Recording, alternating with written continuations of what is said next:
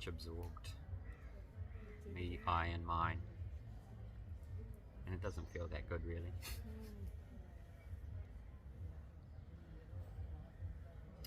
I'll just chant another mantra for auspiciousness. Om Jnana-timirandasya Jnanandana Salakaya Chakshuranmilitam Yena Tasmai Shri Rave Namah Narayana Parayana Jara Nashana Rupa Nugametra Prem Parojanate Namah.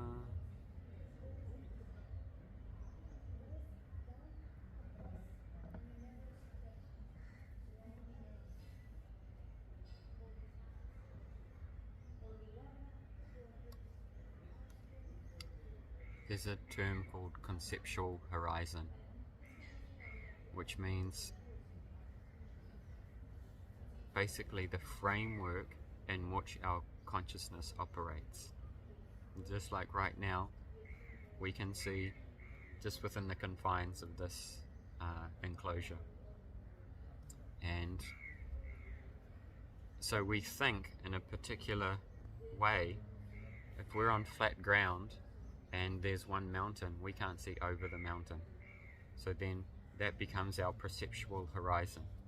Like, I think it's about 12 miles on the ocean, you can start to see the curvature of the earth and you can't see past that. So that is the perceptual horizon. So that's an external perceptual horizon, but we have our internal perceptual horizon. And our whole concept of reality fits only within the confinements of our conceptual reality. And the more expanded your conceptual reality, the more you will understand, and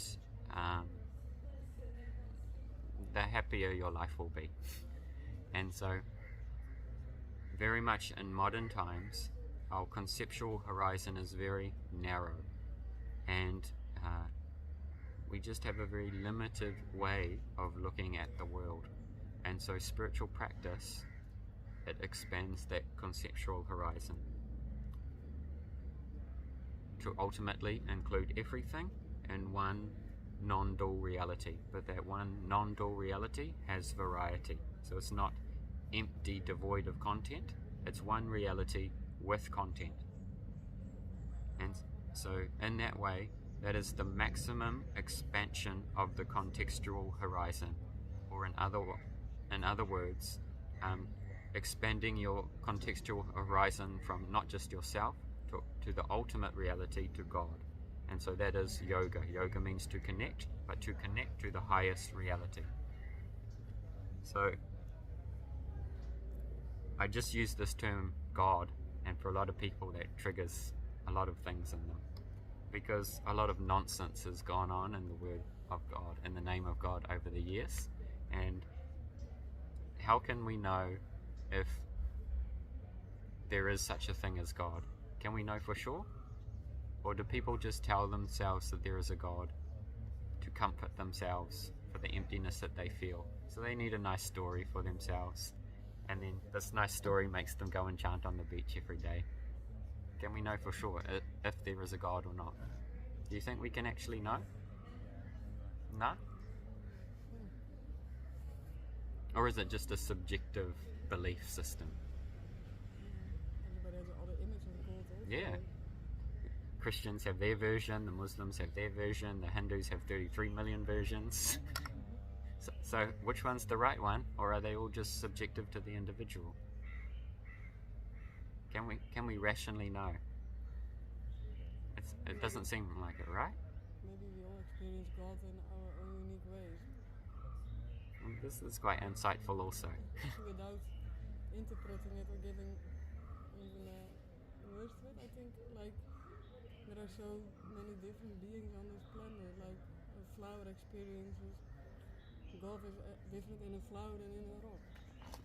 Yes. So in every human being, I don't think we can all have the same experience of God. You're absolutely right. Like a diamond has different facets. Yes, that's a good good analogy, that one. Because we're all coming from different backgrounds. And have a different nervous system, different brain. Yes, because we're all coming from different backgrounds. In our life journey, we have all experienced different things, and these different experiences leave different impressions in the consciousness. And then these different experiences shape how we view reality.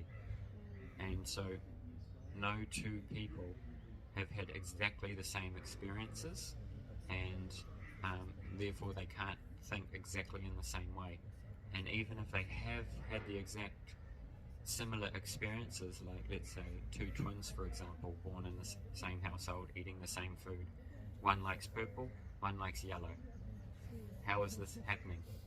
This is the impressions from previous lives, which affects the consciousness. So if you ask any parent of twins, they will tell you, even conjoined twins, they're two completely distinct personalities. How is that possible?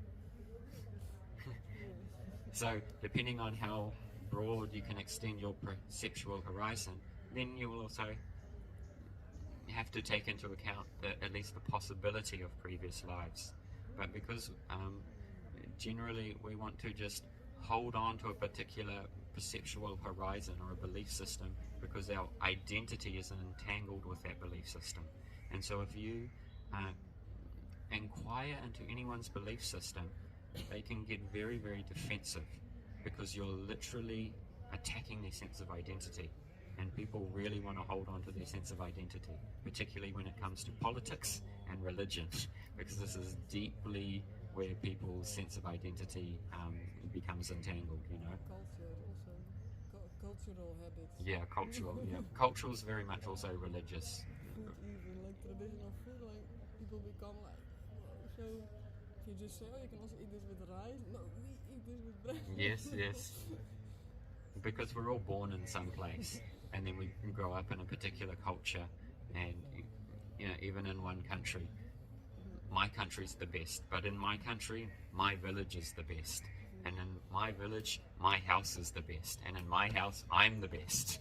And so this expands both ways, and people become very nationalistic, very pride of their sports team, or all this kind of thing. And so we create all these identities from these designations, from these upadis.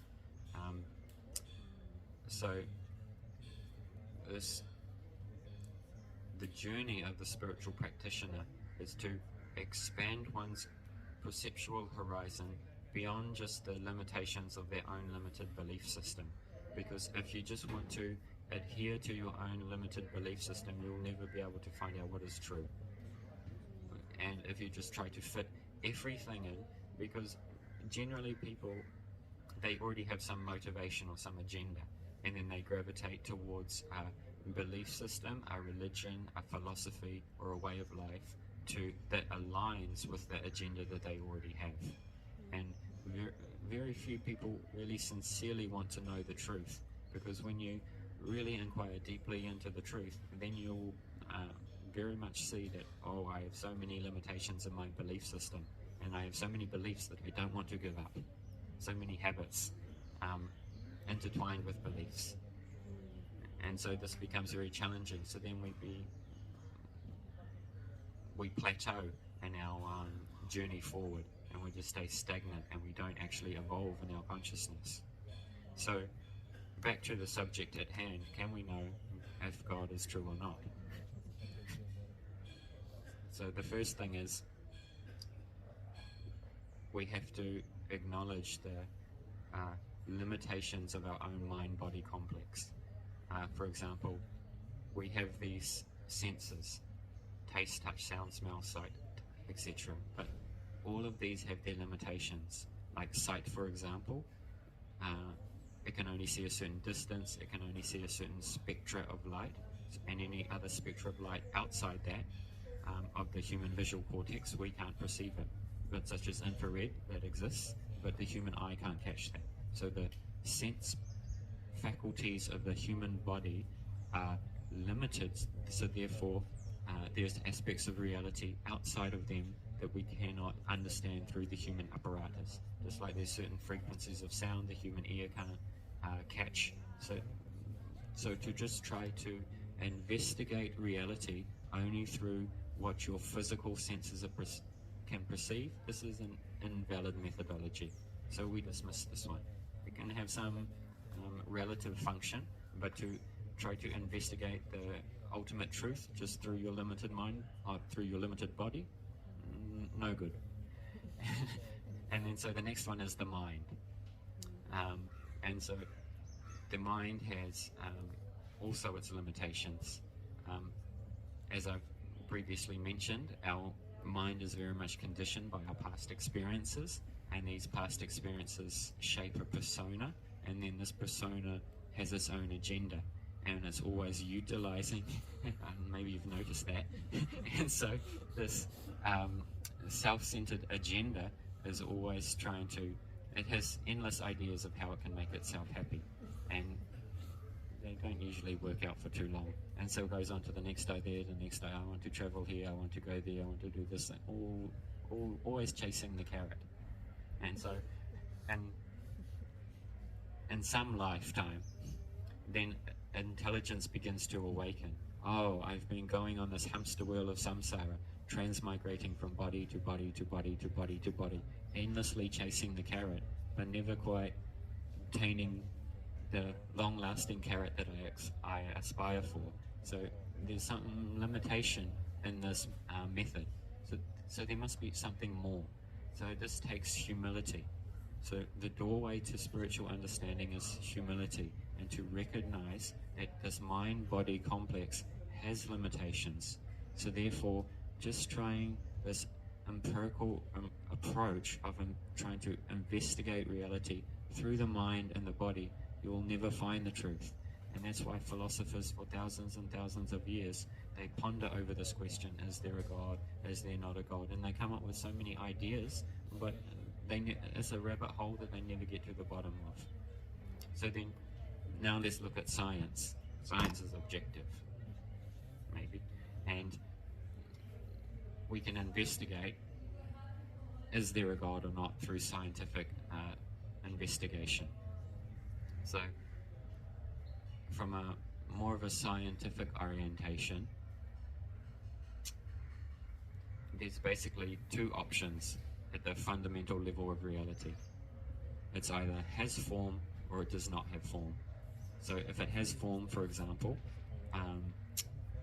if we break it down far enough, there's the atom, and then scientists have now split the atom, and there's the proton, the neutron, circling electron, etc. But there's some atomic, very small particle, and so scientists are trying to investigate what is the fundamental base particle of reality that is no further divisible.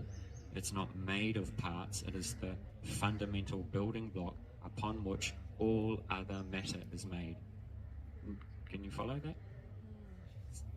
Yeah? Simple. Or the other option is you get down to that base particle, and then there's a wave. It's just energy. It's just potential. It's formless.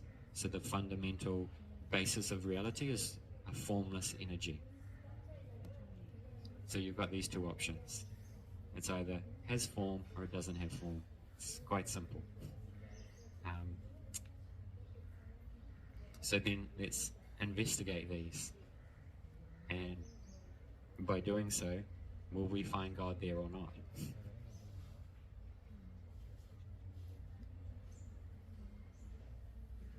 Unless someone's got a third option. Any takers on a third option? No?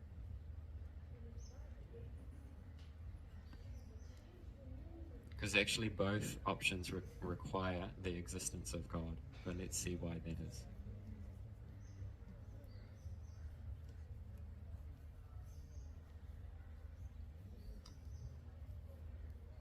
So, if the fundamental base level of reality is formless, it has no parts, it has no characteristics, and it has no qualities.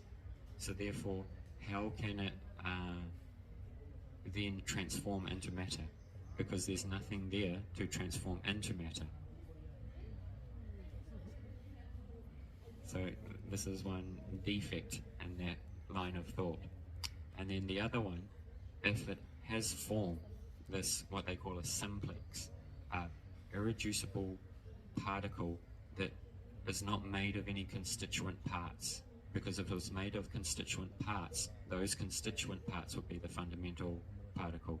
So this fundamental particle that cannot be broken down, what scientists are looking for and call the God particle, then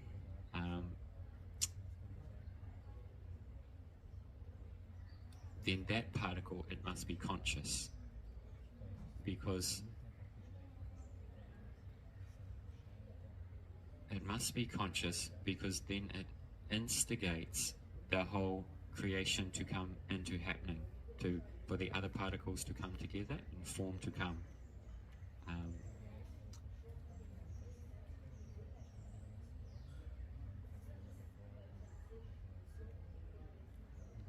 And the other one,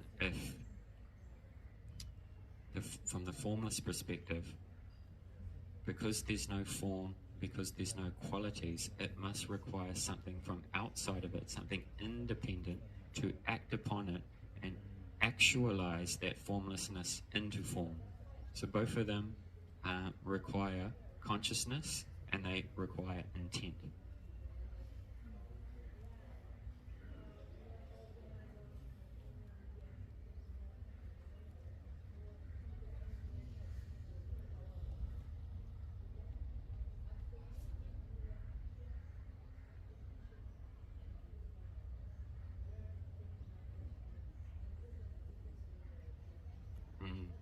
So, if you're going for a walk on the beach and you see a sand dune and it's got nice waves in the sand dune from the wind sometimes, then you look at it and think, oh, that was accidental. The wind just blew that and it's created this form. Right? It's created by nature, and then if you walk down the beach and you see a sandcastle, like yesterday someone made a big crocodile sandcastle on the beach, and it had eyes and it had teeth with shells. You don't look at that crocodile sandcastle and think that was accidental, right? Someone with intent, with consciousness, made that sandcastle. So in the same way, this fundamental base particle, intelligence is acting upon it, consciousness is acting upon it. Same thing with the formless perspective, to bring about the intentional forms of the world. It's not just some random creation. This is invalid, actually. So because most of us have a very limited conceptual horizon, and we just become quite comfortable operating in this prison cell of a limited conceptual horizon, we never really finish a thought. We've got so many thoughts and we just leave them hanging in space. Like, from a scientific point of view, we say, oh, everything is matter. But then you ask them, what is matter? And they can't tell you, because, oh, it's the atom. But then from the atom, it's the electron, it's the neutron, it's the proton, it's the quark. And then you get down to the quantum level, it zaps in and out of existence. So the whole educational system in the West, the fundamental narrative is the scientific understanding that reality is just dead matter. Somehow the earth came about by chance, and your consciousness also came about by chance, when a certain amount of dead matter, dead insentient matter got together, somehow consciousness arose from that. And so this is the narrative that we all operate in. This is the conceptual horizon that everyone is operating in. But they don't even think, oh, what is matter? So our very fundamental base perception, it's only a hypothesis, and we can't even say what it is.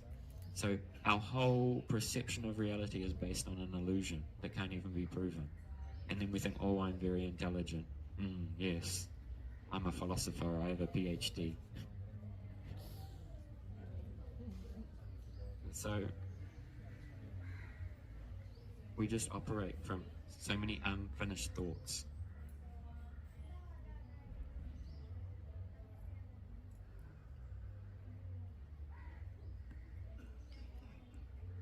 And again, if this fundamental simplex space particle, because it's not made of parts, it was not created by anyone.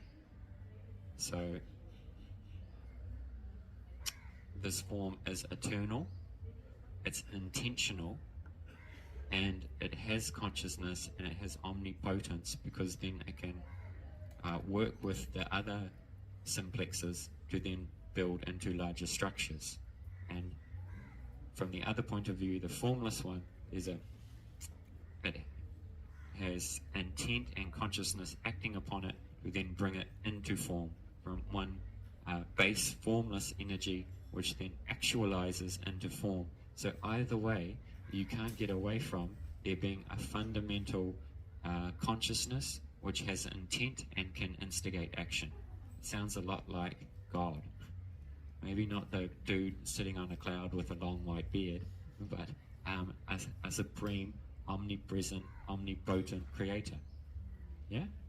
Any challenges to this? I'm open to it. Think hard. Couldn't it just be randomness causing, over time, causing smaller particles to cluster and create atoms? It doesn't mean, as far as I can see, concept. So there's this fun. Because of forces. The randomness. Because there's a force, like gravitational force and other forces like that. They would cause things that look like they've got a meaning to have. You get what I mean? I understand what you're saying, yeah.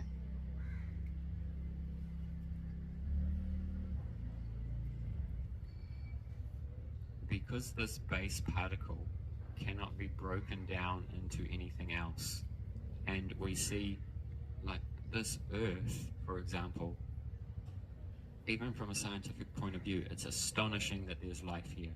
The spectrum that it can exist within in terms of atmospheric conditions, it's amazing. And so how did this just come about by chance? And let's say it's randomness, that fundamental base particle, it's coming together, it's creating planets, it's creating stars in some locations, and there's forces in the universe such as gravity and stuff like this. But if you get to a black hole, the gravitational laws differ. Even on Earth, different places on Earth, the gravitational laws are different. So I could go into this quite a lot more scientifically, but I'm not going to today due to time. But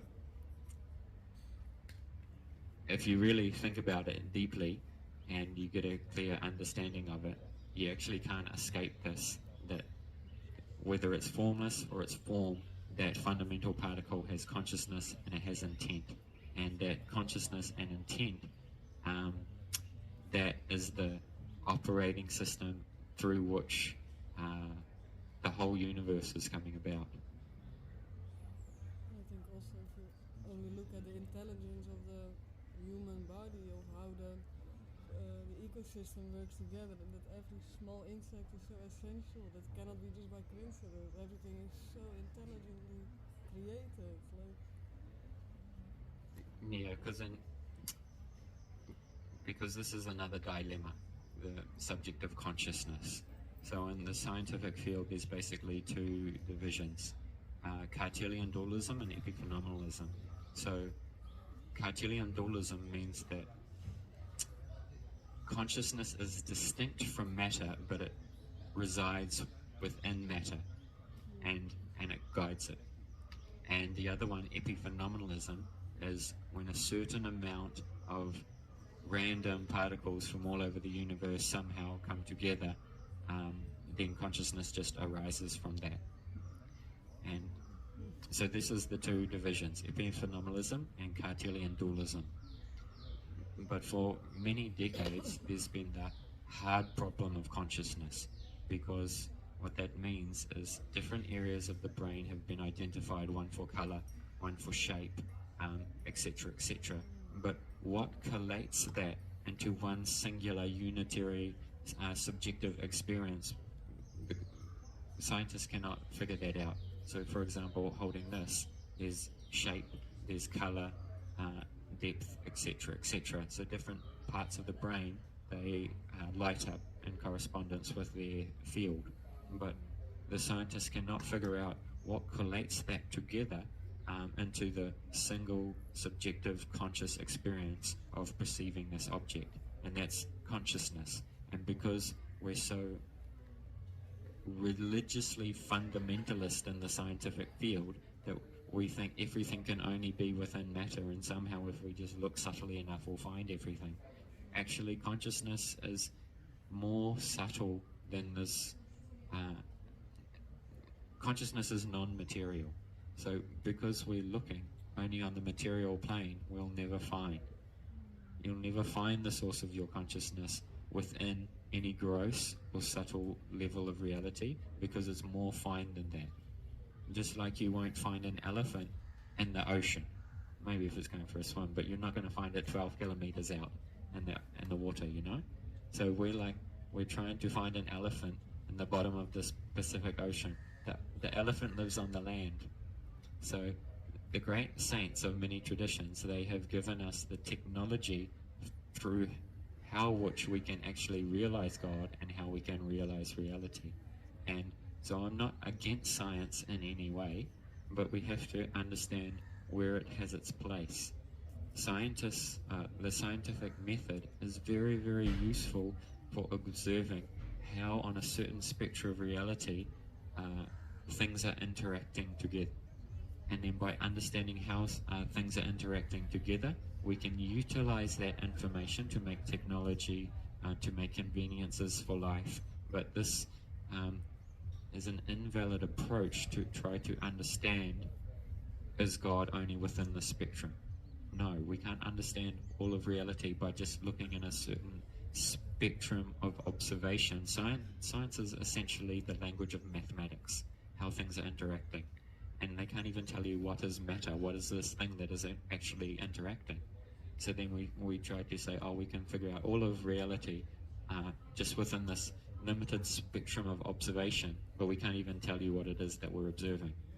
This is actually quite ludicrous, and it's just as bad, if not worse, as some mad religious person who has all kinds of crazy ideas, because it's another kind of religion. Actually, it's another kind of fanaticism. So science, spirituality is a science, and the saints, they have given us the methodology through which we can investigate our consciousness. And by applying these practices, we transcend the limitations of the limited mind-body complex, and then you can come to higher levels of truth and understanding, because your conceptual horizon broadens it goes right to God. So then, or in other words, the whole reality is included in your conceptual horizon, rather than just trying to fit all of reality in your own conceptual horizon based on your egoic agenda. This is quite egoic, actually, because really to want to investigate truth, we have to be open to all possibilities. And to dismiss anything, you're actually dismissing the basis of scientific investigation right there. Any thoughts or questions on that so far, or anything not clear?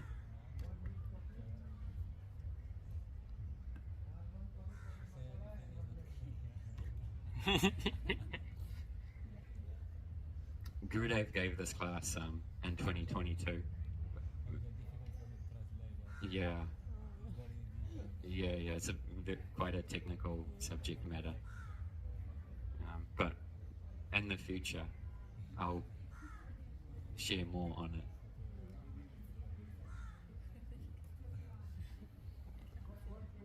Because it's actually quite simple. It's not complicated, but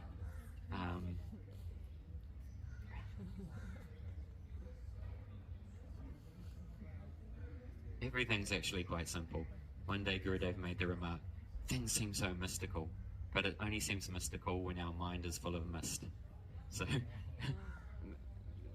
the truth is the most simple thing actually, but the truth is very, very humble, and it's very, very subtle, and it's just like, yeah, you can notice me if you want, you can align with me if you want, and the waves in the ocean of the ego are always so distracting, they're always so vibrant, they're always so tasty, they're always so enticing, and so we get swept away.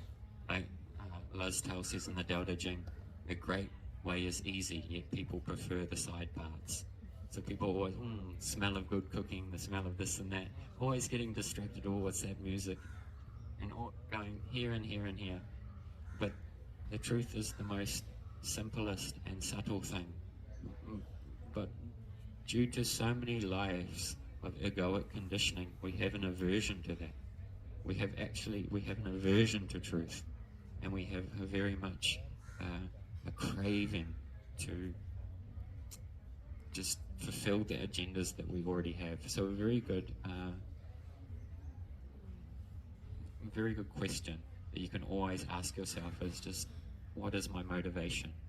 What is my motivation when I'm asking any questions, starting any activity, going any place? Just be honest with yourself. What is my motivation? And even if it's a big egoic motivation, or who cares, but at least you're honest about, yeah, that's what I'm doing, instead of deceiving yourself, instead of being duplicitous, because we're always shading the truth, you know?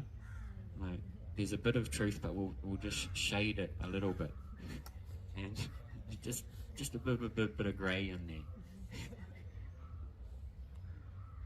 You know, like for example, if your partner or something asks, does my butt look big in this? What are you going to say? You're going to say yes, or are you just going to shade the truth a little bit?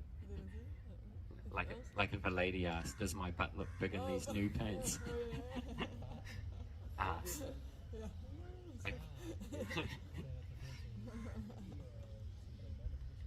But when we're actually operating from a place of truth, there's no disturbances in the mind, because you know you've done to the best of your ability. It's maybe not always the right thing, or maybe the very best thing for the situation, but if you do the very best thing that you can do with your level of development, with your way of being in that moment, then your mind will be peaceful. But if you've shaded it in some way, either very black or very white, then the mind won't be clear, and it will be unsettled in some way. So you can just look inside for a moment and see if there's anything in your life, you know, any thoughts that's persistent, something that's happened in your life, and your mind goes back there. It's because also you haven't been truthful 100% in that. And because if you've been 100% truthful, then your mind will be peaceful. Like, okay, maybe I could have done things better, but I done all I could in that moment. And then there's nothing to catch, no karmas in the mind. But because we're always shading everything, then the mind's very misty, and we can't understand. And it is also complicated, like in interaction with others. Like the mind comes out, oh yeah, when I do this and I hurt the others, so shall I then avoid? Or then there's always this, or confronting one, an ego confrontation, for example, or avoiding. And then the mind is always like, yeah, which thing is the best? Because it's both shading and not so pure way. Like, and what is then the truth? Yes. And then other way, like. Yes, it becomes very complicated very quickly. Human interaction, yeah. But also this is coming again because the mind's not clear. When mind is clear, then one knows how to give the appropriate medicine for where one person is at. And that might be to avoid that person, or to give some rectification, or to give compassion. Like in Bhagavad Gita, first chapter, Arjuna was in a state of confusion. He didn't know what to do, and he was a warrior, and he was meant to engage in battle. But he said to Krishna, I don't want to fight. I don't want to do my duty, in a very shaded state of mind. And then Krishna imparts transcendental knowledge to him, and he says to him, it's your duty, you should go and fight. So, but in the beginning, Arjuna was more operating from a vantage point of putting himself first. And then in the end, he still was to do the same activity, to do the same duty, but he was doing it for God. So then he wasn't entangling himself in karma. So when the mind is clear, then it's a lot easier to navigate and operate in this world. But when the mind is shaded, and it's like, oh, how should I act in this situation? Because we are attached to an outcome. We want it to be a certain way. This will be good for this person. So we're always trying in some way to push our agenda forward. And this is coming from egoic consciousness. And I'm not saying there's anything wrong with that. And generally most people, they want to help. They want some situation to be better. But just like Arjuna in the beginning, he had a long list of things he was saying to Krishna, why he shouldn't help, why he shouldn't do his duty, all this. And then some of it was quite good, But then Krishna says, you're speaking these learned words, but actually you're just lost in illusion. So sometimes we think we're helping someone, but actually it's not always the best situation. So first we should become clear, and then we can know how to help someone. Otherwise we might just be making the situation worse, propagating illusion. So this is why it's very useful, just in practical daily life. Expand your perceptual horizon. So I mentioned yesterday that I was going to talk on the gunas today, so I'll just say a very little bit about that. So there's 3 fundamental energies that operate in the material creation. The first one is called tamas, or the energy of density, of ignorance,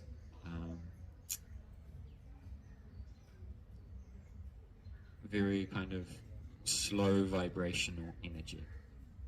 And then the next one is Rajagun, a very dynamic energy, movement, creativity, passion, dynamism, like a fire energy, real movement kind of energy. And then the next one is called Sattvagun, an energy of clarity, of steadiness, of calmness. And these 3 energies are like 3 strands on a rope, always intertwined together. So, for example, during the night time, your whole mind-body complex becomes engulfed in tamagun, and you go into the state of deep sleep. So we also need these energies in balance. And then in order to get out of bed, Rajagun comes, the alarm clock goes off, and you're like, if there's still a lot of tamas, you want to go back to sleep. And if you can finally get yourself out of bed, then most people, they reach for the coffee, and they give themselves a big injection of rajas. And then their mind's going 1,000,000 miles per hour with so many thoughts. And this is the Rajagun energy. And then throughout the day, there might be short periods of Sattvagun that brings concentration at their work or activity, something like that.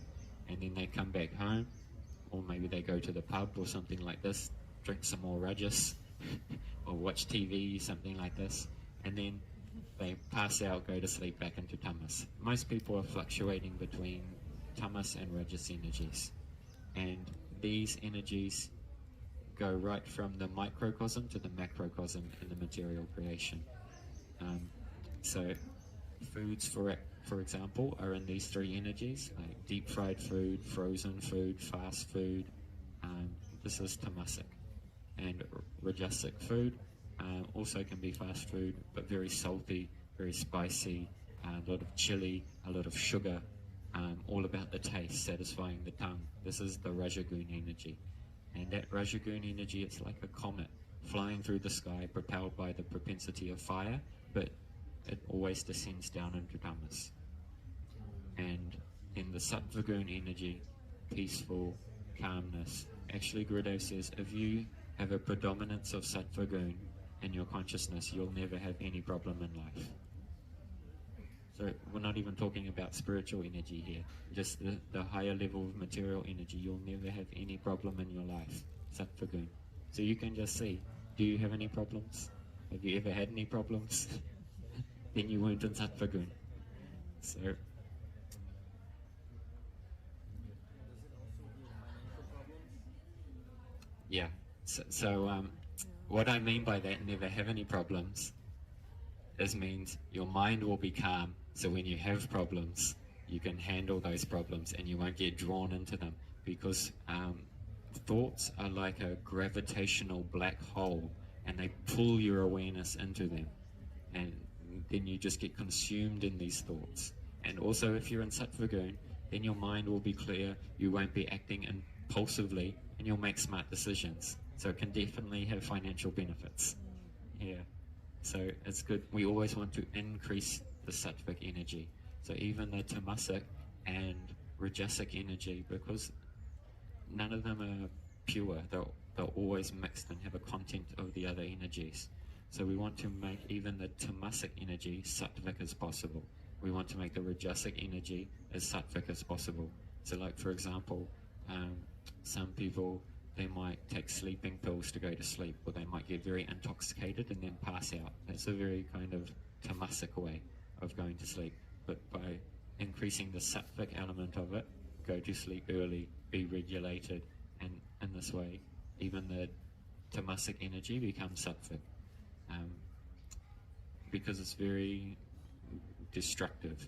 And when rajas is prominent in the consciousness, then there's practically no free will. Whatever impression comes into the consciousness, you just follow that. And you think, oh yes, this is my idea, I want to do this, but you're very much like a donkey chasing a carrot. It's really only when there's Sattva Gun in the consciousness, and it's like, do I actually want to act upon this impression right now, or do I not? So we've all had this experience many times in our life. You can make decisions, yes, no, whatever. And then other times, just something comes in, and you just want to follow that. You have to have it right now. This is Rajas energy. So you can, once you become a little bit acquainted with these, you can just see what energy is prominent in my consciousness as well as the other person. So, and this is a vast topic, but it's very applicable to life. So it's very useful if we can become acquainted with these three energies. And these three gunas, the philosophy of this is common to practically every Vedic school. So every Vedic tradition all agree upon these three energies, because it's a very useful way. Even if you get, let's say, two twins again, and they have the same star sign, they have the same personality, the same likes, the same dislikes, but one of them's in Tamagun and one of them's in Rajagun, they'll be very different people. We can even see in our own life, just reflect back, and like, when you've done some stupid things, like, oh, it's because the tamas or the rajas energy was there. And you can think, maybe now in a moment of sattva, oh, why did I do that? Maybe you've never had any experiences like that. I've had so many. So it's very useful for us to try to cultivate the sattva gun. And then from that place of sattva, then we can, it's like a springboard to the transcendence, to the spiritual energy. But because these three energies, they'll never stay in balance continuously. They're always in fluctuation. It's just the nature of this material world. So sometimes some nations even, they're in a level of sattva gun, the government is harmonious, people are more happy, and then the energy will shift, a rajasic government will come in, then that will descend down into tamas. It happens all the time when the governmental structures become predominated by rajas, then it descends down into tamas. It's the history of this world. It's the way it will always be. So to be immune to these three energies, of getting just thrown about by these three energies, we want to come to Vishuddha Sattva, the transcendental mode of goodness, which is not material. So we have a whole lifestyle of how to be situated in the transcendental energy, the Vishuddha-sattva. So we're offering our food to God. Our whole lifestyle becomes spiritual. It's not material. It looks like we're doing the same things, eating the food, going here and there, but our consciousness is different because the space between heaven and hell, it's only one thought. It's only your consciousness. Like,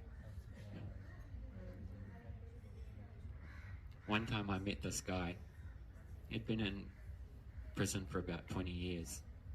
And he was telling me, you know, this new guy came into the unit and his sentence was about 3 months. And every day he'd come outside his cell and he'd just sit there really depressed, the new guy. And then the old timer, he went up to him and was like, oh, you look quite depressed, bro. What's the problem? And he's like, oh, I really don't want to be in prison, blah, blah, blah. And the guy's like, my sentence is like 25 years. It's like, I think you need to go back in your cell because you're making me depressed. You're just sitting around. So it's all about our consciousness, you know, whatever situation we're in. The mental narrative that we adhere to, that's what makes the difference. And if we don't have a broad transcendental vision, then because our whole mindscape, the whole conceptual horizon, that's also influenced and constricted by these three gunas as well. So it has whole cosmological aspect to it. It's very interesting subject. I'll speak more on this in the future.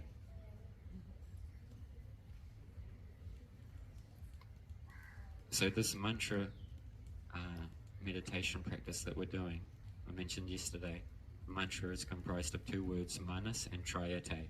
That which delivers you from the manas, from the mind, that is a mantra. From the limited thought constructs of the limited perceptual horizon, a mantra will free your consciousness from that. So this mantra practice is very, very powerful. And then you can be established in truth, no longer operating from a fundamental system based on illusion.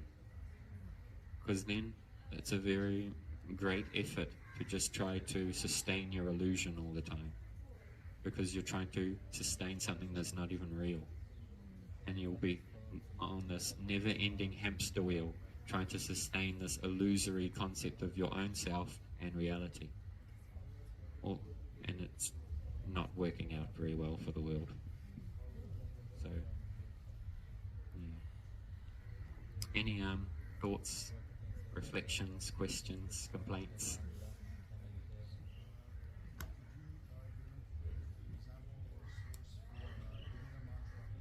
Beginner mantra? Yes. We'll do one very shortly. Anything else? Actually, I have a few thoughts. Yes, please.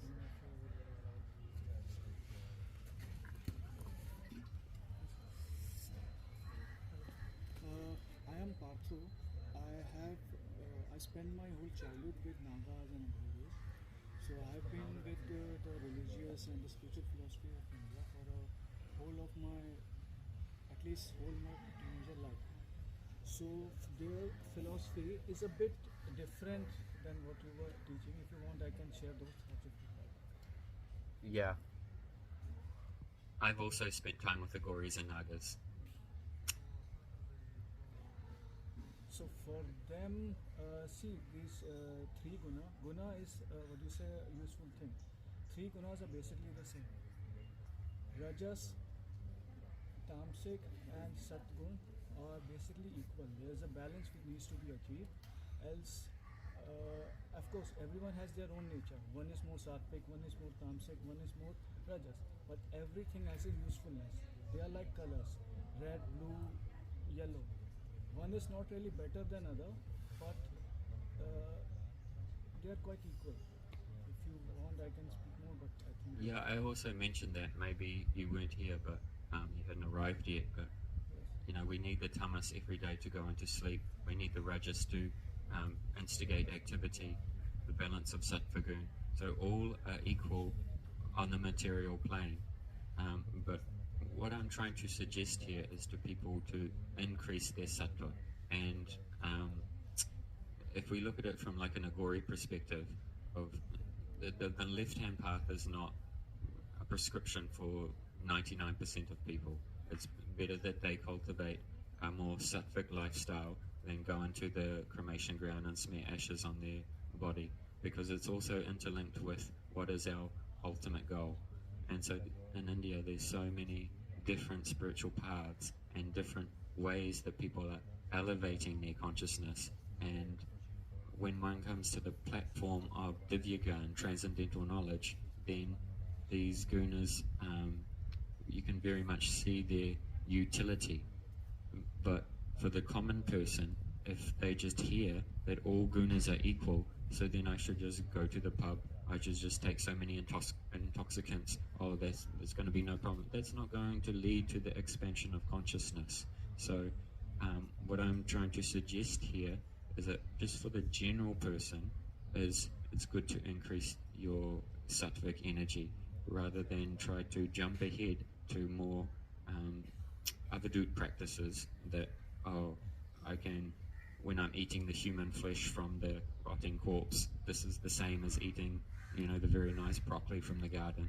That's not a practice for most people. Yes, that's what they said. Everything is not for everyone. Someone has their own part, someone has his own part, and someone has their own part.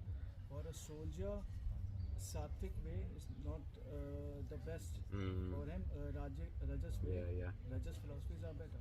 For someone, this philosophy will suit, and someone this philosophy will suit. And people, according to their needs and their nature, will change and choose their own path. And we should always give everyone their option and knowledge of everything. So that's why people know what it is supposed to do. Because like if we try to push you into a tamasic path, that will not be good. You will not enjoy it. So similarly, everyone should have the proper knowledge of everything and should choose their own way. Yeah, but even if you're like a soldier, for example, there's still the spectrum of the gunas within the mode of Rajas. Yes. So for example, in Bhagavad Gita in Vedic times, their Rajas, their war was predominated by Sattva gun because there was morals and there was dharma. You wouldn't kill another person if they were unarmed. When the bugle sounded, then fighting would stop. But now, it's very much Rajasic and Tamasic, and you have unmanned air vehicles from 25,000 kilometers away dropping bombs on children. There's no dharma, there's no sattva in that Rajas. Yes, that is reflected. But yeah, main point is there needs to be a balance. If there's not a balance, then there's corruption and destruction. Even tamasic things are used to destroy actually evil things. That is the main way and part of tamas. And I mean, there will be evil all around the world. And basically, Rajas and Tamas, especially Tamas, are the ways to deal and destroy. That's why the path of Tamas is promoted and taught. But all these are talk for a different time. But yeah, more or less, that's all I wanted to say. There are more things, but I think This is a very nice. Yes. The important thing that here we are talking about obtaining love of God, no? Yes. So for this reason, we don't need the lower guna. You understand? So it's not about if tamas is useless, let's take it out of the universe. Of course, we need tamas for go to sleep. And of course, Raja Guna is needed for many reasons, but the point is that we don't need it because our goal, what we want, is to attain love for God, love for Krishna Prema. Therefore, Krishna in Bhagavad Gita, he says, Sattvam Sanjayate Jnanam. Only if you reach Sattva Guna, automatically some Jnana comes. Which type of Jnana comes? Discrimination between body, mind, and the self. Only if you are in Sattva Guna. So if you are more tamasic and more rajasic, you will not get it. You are always identified with your desire and physical body. So then you have to go to Sattva Guna. Then also if you are in Sattva Guna, not enough, because only theoretical knowledge will be, I am not this body and I am a soul. It will be theoretical, also not enough.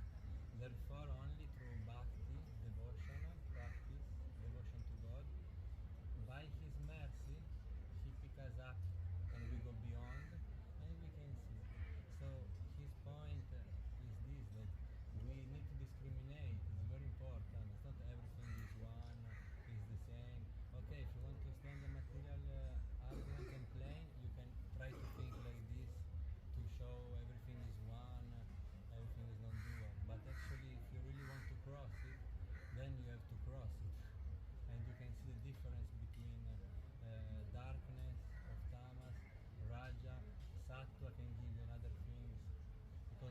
like he's explaining, is like a window when it's clean. And Tamaguna is like if you have a window but you close it with the dark curtain, no? So then if it's closed with the dark curtain, the sun is outside. The sun is compared to the mercy of God. It's shining always, but you keep Tama in your conscience, you cannot perceive. If you open it a little bit, you can see something, and if it's clean, you can see, you can shine through. So the Sattva-guna is still material, but it's very important to cultivate it.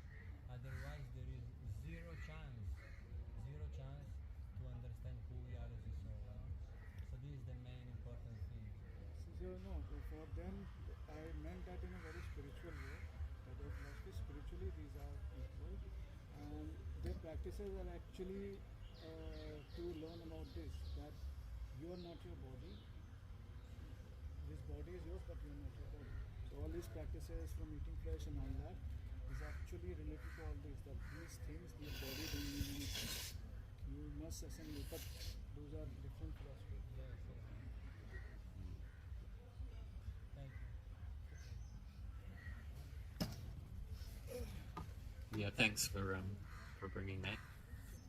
And yeah, I'm not against the gunas in any way. And while we're still embodied in a material body, we need them in balance, absolutely.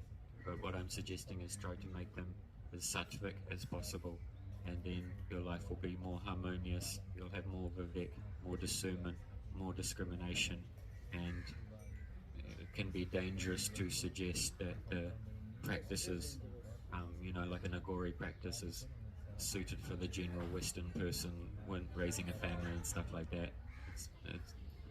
It's not so useful for that person. And like our Prabhu was sharing, our Parojana, our goal here is to be established on the transcendental plane of consciousness in a loving relationship with God. And so this is beyond the three gunas. Like everyone is operating within the three gunas, but Krishna is beyond the three gunas. So that's why we can't find God within the three gunas, because he doesn't exist there. And Krishna also says in Bhagavad Gita, Daiva Hisha Gunamayi Mamamaya Dutaya Mama Evaye Prapante. This material ocean of three gunas is very, very difficult to cross, but by surrender and bhakti to him very easily, then he can pick you up out of this ocean of Maya. But our whole mind, intelligence, ego, everything is also comprised of the three gunas. So just by operating within that system, then you can't get out of that ocean. You need something external from that ocean that can pick you out, something on the transcendental plane. So I'm not against Agoris and Nagas in any way. I have a lot of respect for them, but we have to exercise discernment in instructions for what's suitable for most people, and also bear in mind what is their goal, and also the scope for further development of this soul journey of that soul as well. So, but thank you for bringing that. We appreciate it. So now some time for some more mantra.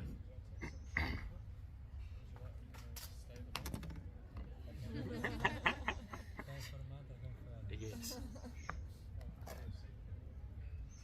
So as I mentioned earlier, what will expand your consciousness and get you out of just thinking within the confinement of these three gunas and a very limited perceptual horizon, and expand it to the zenith. So you'll be in contact with all of reality in a loving way. That is a mantra. And of all mantras, we emphasize the chanting of the Maha Mantra.